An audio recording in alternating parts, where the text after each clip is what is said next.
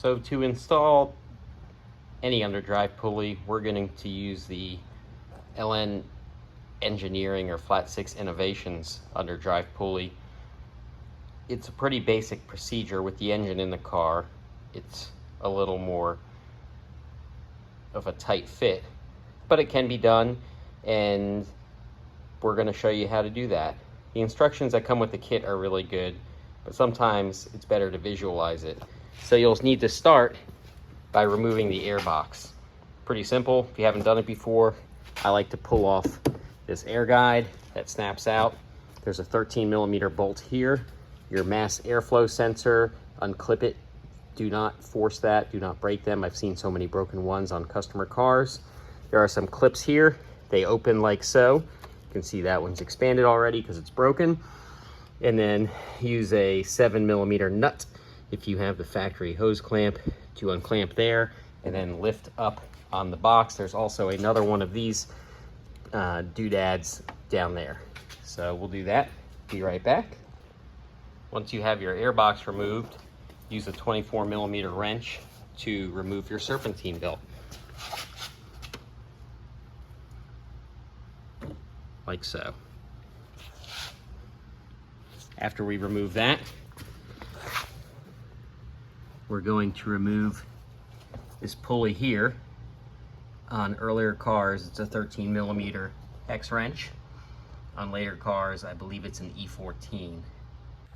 Next, we're going to remove the crank pulley bolt. You might actually want to start with this step just in case you can't get it free.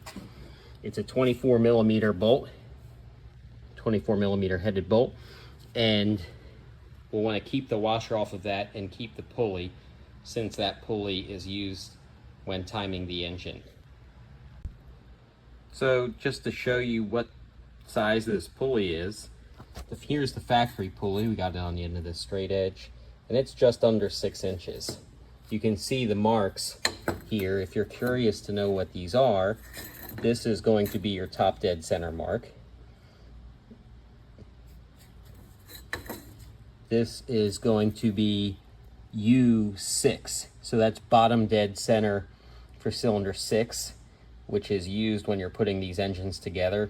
You put the pin in here to lock that cylinder at bottom dead center, and then you insert the piston in a long rod to put the piston pin in with a circlip.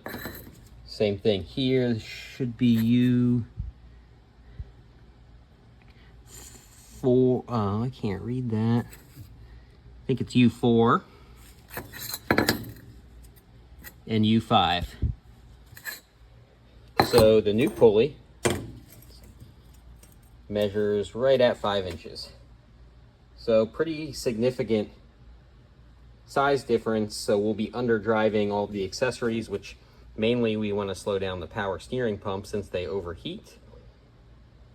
And this is probably the nicest underdrive pulley on the market, in my opinion, for several reasons. It has a tool that it comes with to keep the pressure off of the crankshaft when you're doing the torquing procedure, which we'll go over. It comes with the belt, it comes with a new bolt, and the tool. So, and it's not a bando belt. So many of the other kits come with a really, bando is something I would put on my tractor, not on my Porsche, personally. Now for probably the hardest part of the job, we're going to have to trim. This is the boss where we put a pin in to lock the engine at top dead center with that factory pulley. So what I like to do, I just have, this is a generic die grinder. You can get in there and trim it. It is a little hairy. I have a smaller grinder I might go grab, but you just want to trim this down so that the pulley, the new underdrive pulley, will fit and we can tighten it down. After you trim the boss, you can put the new pulley on. It only goes on one way due to the keyway or whatever you want to call it. The torque specs for the pulley are 37 foot-pounds plus 90 degrees. This tool basically keeps the stress off the crank for you to do the torquing. However, in order to have the pulley oriented correctly, you will need to have your crank in the correct position. So what we did is we did the first spec to 37 foot-pounds, realized the tool wasn't in the correct position, took the car out of gear, an emergency brake took all of the force off of that, and 37 foot-pounds was enough to slowly rotate the crank to get it into position to do the final 90-degree stage. So you can use an angle finder to do this, or a fancy $500 snap-on torque wrench, or you can make a mark in the 12 o'clock position, and once that gets to 90 degrees, it's not as precise, but if you're a do-it-yourselfer guy at home and don't want to buy expensive tools, even though an angle finding half-inch tool is not too expensive, sometimes this is just easier. So feel free to tell me how wrong I am in the comments. So we'll go ahead and get that done, and then we'll retorque the pulley that we took off here. The torque spec for that is in the instructions, which I want to say is 25 Newton meters. And then we'll put the belt on, the airbox back in, and we'll be good to go. One thing I will say is, if you're using a die grinder, it's a good idea I take a rubber glove and just put it around my intake. I don't want to take any chances getting shavings in there. So that's it, guys. This is just to show you the belt orientation in case you forgot. Be careful with this. These are easy to break when you're working in here.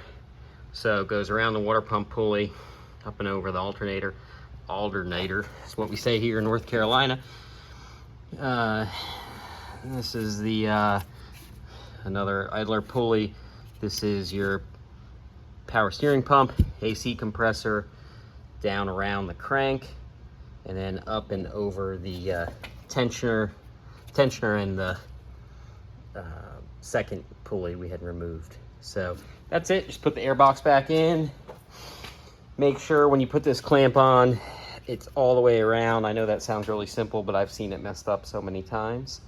And we'll enjoy all of the extra horsepower now.